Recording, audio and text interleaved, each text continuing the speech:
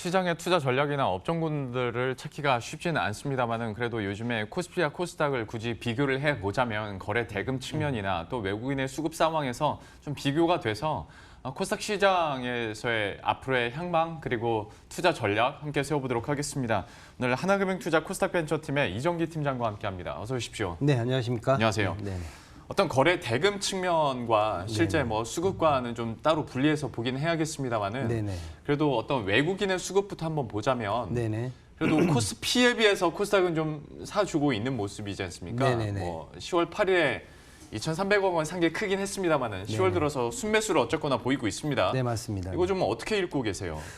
말씀하신 대로 뭐 누적으로 지금까지 뭐 10월 달만 보자면 최근만 보자면은 말씀하신 지난주 2,300억 원 코스닥 매수 외국인 매수세 있었기 때문에 코스닥 쪽에 외국인 매수세가 좀 더 강하다라고 이제 생각되어질 수 있는데요. 네. 사실은 조금 잘라서 보면은 오히려 뭐 크게 혼조세, 그쵸. 코스피나 코스닥이나 혼조세 양상을 띠고 있는 상황입니다. 따라서 코스닥에 외국인 매수세가 집중되고 있다라는 이야기는 조금은 뭐 맞는 말은 아니지 않을까라는 그렇죠. 생각합니다. 네. 다만 이제 정확한 팩트는 기관 매도세가 또 기관의 어떤 수급이 코스피에 많이 집중되어 있는 상황입니다. 오히려 코스닥의 기관 매도세는 계속 지속되고 있는 상황이죠. 그래서 기관의 어떤 그 최근의 수급 양상이 조금은 코스피, 코스닥 시장을 좌우하지 않나라는 생각을 하고 있습니다. 지금 코스닥에는 조금은 불리한 상황으로 기관의 그 수급이 작용하고 있는 상황이죠. 예, 역시 기관 측은 코스닥 시장에서 연속 순매도가 나오고 있고 또 계속 언급드린 것처럼 그러니까 10월 7일하고 8일 이틀 동안에만 외국인이 3천억 원 샀으니까 네네. 당연히 결과적으로는 순매수로 보일 수는 있겠으나 흐름 전체적인 걸로 봤을 때는 외국인의 수급도 그렇게 탐탁지는 않습니다. 네네. 네, 다만 이 중에서 좀 긍정적인 부분을 찾아보자면 IT 소재 부품 쪽으로는 그래도 꾸준하게 조금씩이지만 이런 러브콜도 나오고 있단 말이죠. 네, 맞습니다. 뭐 모멘텀을 찾기가 쉽지 않은 시장에서 이쪽은 그나마 뉴스들이 좀 있으니까. 네, 맞습니다. 그럼 좀 어떻게 판단하세요? 투자 매력도 측면에서. 네네. 그 코스닥 시장 좌우하는 큰 테마 몇 가지를 이제 요약해서 말씀드리자면은 바이오, IT, 그리고 중국 관련주. 근데 중국 관련주는 사실은 내수 소비재로 이제 봐도 될 것 같습니다. 우리가 중국에 관련된 주식들이 뭐 IT, 바이오보다는 내수 소비재에 집중돼 있지 않습니까? 그래서 이제 크게 세 가지로 이제 나눠볼 수 있을 텐데요. 지금 이제 중국 모멘텀 많이 사라진 상황이고요. 바이오 역시 변동성이 커진 상황이기 때문에 외국인이나 기관들이 투자하기가 만만치 않은 상황입니다. 그렇다면은 IT만이 살아남아 있는 상황인데 더불어서 ITN 뉴스 흐름들도 굉장히 좋습니다. 뭐 OLED라든지 폴더블이라든지 그렇기 때문에 IT에 대한 뭐 계속적인 조금씩 그 강도가 더 세지는 매수세는 당연하다는 판단을 하고 있고요. 앞으로도 유효하다는 판단입니다. 따라서 코스닥 시장은 당분간 그 IT 관련주들 5G 그리고 2차 전지 그리고 말씀하신 직접적인 IT 관련주들 폴더블 OLED 이렇게 전방위적으로 확산될 여지가 있다는 판단입니다. 따라서 IT에 집중한 것은 지금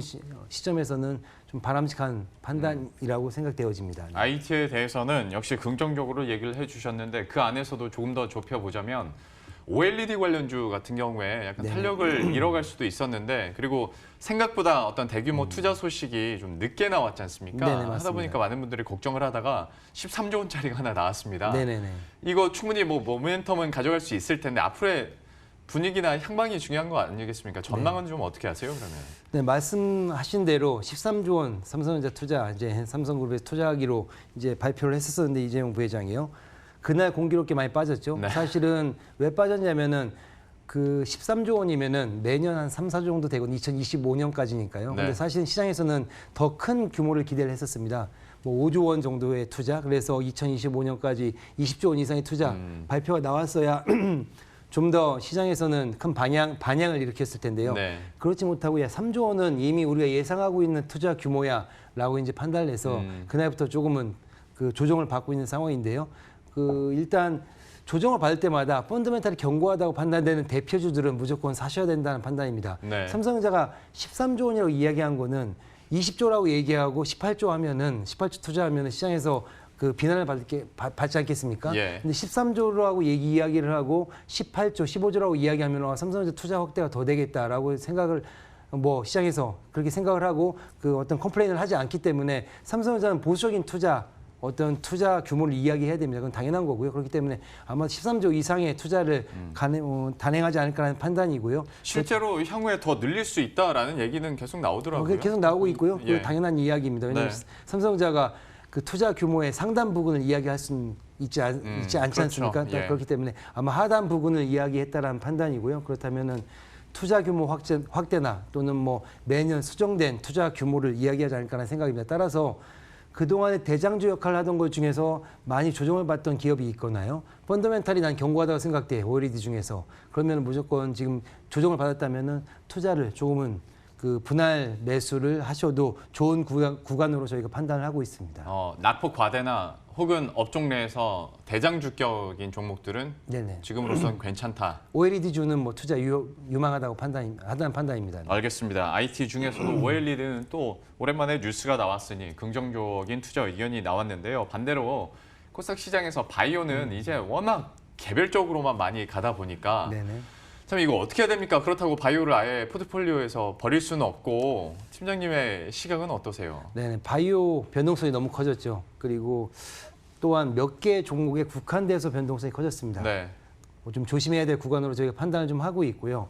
물론 뭐 그 기업에 대한 펀더멘탈 또는 어떤 향후 전망에 대해서 저희가 부정적으로 말씀드린 건 아닌데 기술적 측면에서는 지금 몇 개 기업 상승한 기업에 대해서는 조금은 그 보수적으로 또는 갖고 계신다면은 분할 매도 관점에서 좀 접근하셔야 되지 않을까라는 판단이고요.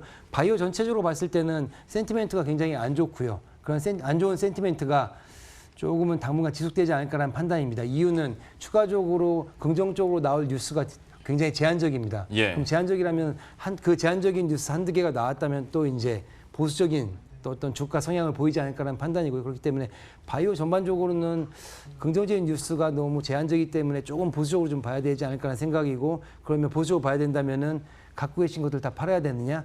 좀 펀더멘탈 또는 뭐 여러 가지 고려를 하셔갖고 좀 한두 기업으로 좀 압축을 해놓으셔야 되지 않을까라는 생각입니다. 그렇기 때문에 바이오에 대한 저희 하나금융투자 그 리서치센터의 의견은 조금은 그 중립 의견에 가까운 의견을 갖고 있는 상황입니다. 예.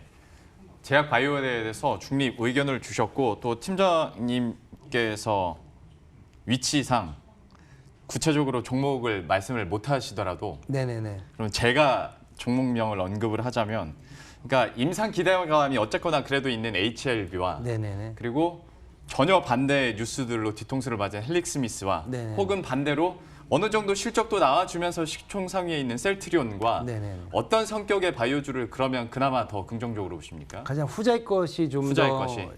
유망하지 않을까. 실적이 어느 정도 나오면서 네네. 제약바이오 R&D도 투자를 하고 네네. 예 그런 쪽이 조금 더 안정적일 것이다. 확실히 제약바이오에 대해서는 좀 보수적으로 특히 어떤 임상과 관련된 뉴스에 너무 휘둘릴 필요는 없어 보입니다. 제약바이오 한번 여쭤봤고요. 네. 더 추가적으로 좀 말씀드리자면 그래서 저희가 헬스케어 펀드들은 계속 지금 운용이 되고 있고 유지가 되고 있지 않습니까? 네. 헬스케어 펀드라 함은 바이오 또는 제약, 의료기기 여러 가지 투자가 이제 가능한 펀드이지 않습니까? 예. 근데 바이오는 비중을 많이 줄여 놓은 것 같습니다. 헬스케어 펀드들이요. 네. 그렇다면은 헬스케어 펀드 내 비바이오인 의료기기, 제약, 예. 피부 미용, 성형, 건기식 이런 것들은 유망하지 않을까 하는 생각이거든요. 즉 예. 바이오를 팔아서 바이오의 수급이 다른 쪽으로 좀 이전되지 않을까 하는 생각입니다. 그래서 저희는 지금 건기식이나 의료기기 회사들은 굉장히 낮은 밸류에 있기 때문에 네. 투자 유망하다는 판단을 하고 있습니다. 그러니까 바이오 한번 충격이 크게 있기 전에도 팀장님과 한번 방송할 때 그때 건기식이나 의료기기 한번 얘기를 해주셨었거든요. 맞습니다. 네, 기억하시는군요. 예, 네. 그때도 의료기기에 대한 매력도를 얘기해 주셨고 펀드 내에서도 비중이 높아지고 있다라고 했는데 결과적으로 봤을 때도 이게 조금 더 방어적인 성격의 또 헬스케어 관련 투자가 되지 않았을까라고 생각을 합니다. 또 다른 쪽으로 한번 넘어가 보자면 경협주인데요. 여기는 워낙 뭐 변동성도 큰데다가 북미 간에 서로 입장차만 또 확인한 꼴이 돼버렸지 않습니까? 네네, 맞습니다. 그러면 이거는 좀 어떻게 보고 계십니까? 가장 통제하기 어려운 변수가 대외 변수, 정치적 변수입니다. 네. 저희 전혀 통제할 수 없죠. 그렇다면은 투자를 사실은 투자가 아니고 어떤 베팅 또는 뭐 그 저희 뭐죠 그 카지노 투자가 투기. 투기 예. 단어 생각이 잘 안 나고 투기 성향의 이제 어떤 그렇죠. 투자가 되어버립니다. 그렇다면은 저희가 그 어떤 통제할 수 없는 변수라면 확인할 수 없는 변수라면은 투자에 대해서 조금은 보수적으로 또는 뭐 비중을 적게 가져가셔야겠죠. 예. 주식 투자가 투기가 되어서는 안 되기 때문에 그럼 투기 성향을 가진 어떤 그 테마라면은 조금 저희가 그 지양해야 되지 않을까라는 판단입니다. 그래서 남북경협주는 사실은 변동성이 너무 커가지고 개인 투자들이 따라가시기에는 좀 불편하지 않을까라는 생각이거든요. 그렇기 때문에 조금은 보수적으로 또는 낮은 비중으로 가져가시면서 트레이딩을 하셔야 되지 않을까라는 판단입니다. 대외 불확실성 같은 경우에는 진짜 얘기해 주신 것처럼 우리가 어떻게 컨트롤을 할 수가 없고 또 그 중심에 있는 사람이 트럼프다 보니까 더더욱이 예측조차 못하는 것 같습니다. 좀 조심할 필요가 있어 보이는데요. 뭐 이렇게 조심할 부분과 그리고 그나마 긍정적으로 보이는 업종군들 얘기를 해봤는데 혹시 그러면 코스닥 내에서 관심 있는 섹터나 종목들이 있다면 이거 정리 한번 해주시죠. 네, 모두에 말씀드렸다시피 건기식 의료기기 그동안 빠질 때 방어적인 역할도 했고요. 지금 이제 최근에 좀 급등해서는 좀 배제되어 있긴 하나 3분기 실적이 나오는 11월 초부터 뭐 연말까지는 계속 좋은 이야기들이 나올 것으로 예상을 하고 있습니다. 네. 그렇게 실적이 잘 나오는 기업들 저희는 노바렉스라는 기업, 그리고 종근당 바이오, 인터로조, 콘택트 렌즈를 하고 있는 기업이죠. 인터로조. 이 세 기업 관심 있게 보고 있습니다. 네. 그리고 IT에서는 아까 모두에 역시 말씀드렸다시피 OLED 또는 폴더블 관련주도 좀 관심 있게 보고 있습니다. 그래서 세경 하이테크라는 그 폴더블 쪽에 들어가는 데크필름 하고 있는 기업 관심 있게 보고 있고요. 예. 그리고 2차 전지 기업들이 조금은 슬로우합니다. 그 상황이요. 주가도 그렇고. 그러나 3분기에 실적 잘 나오거나 연말 연초에는 2차 전지 기업들이 좀 얘기가 나올 수 있을 것 같습니다. 왜냐하면 그동안 굉장히 주가도 그렇고 여러 가지 악재들이 많이 나왔지 그렇죠. 않습니까? 네. 많이 반영된 것 같고요. 지금은 바닥 구간으로 저희가 판단하고 있습니다. 그래서 코인테크라는 기업 관심 있게 보고 있습니다. 그리고 5G 기업 중에서는 그동안 많이 오른 기업들 말고요. 좀 못 올랐던 기업들 중에서 HFR, 서진시스템, RF텍이라는 기업 저희가 관심 있게 보고 있습니다. 예, 저희가 빠르게 종목들을 정리를 한번 해드렸어요. 건기기식이나 의료기기 그리고 IT, 5G까지 종목군들 저희가 또 나열을 해드렸으니까 이 중에서도 관심 있으신 분들은 그 종목 흐름들 잘 따라가시면 또 좋을 것 같습니다. 코스닥 시장에 대한 전반적인 투자 전략과 또 종목군까지 함께 살펴봤네요. 하나금융투자 코스닥 벤처팀의 이정기 팀장과 함께했습니다. 고맙습니다. 감사합니다.